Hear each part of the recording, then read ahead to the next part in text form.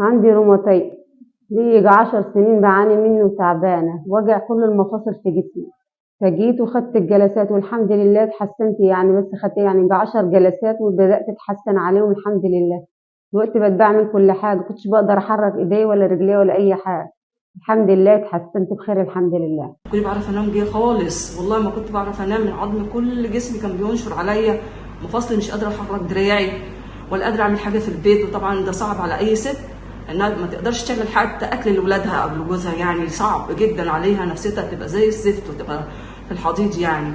لكن الحمد لله رب العالمين من ساعه ما خدت الاكسجين بقيت كويسه جدا، بقيت اعرف انام. وكنت بعمل دلوقتي اكلي، وممكن بقى دلوقتي يعني انفض مثلا او اغسل او انشر، ممكن اعمل يعني شغل البيت اللي اي واحده ست تقوم تعمله بقيت اعمله. ما بقيت خلاص زي الحمد لله يعني زي الاول.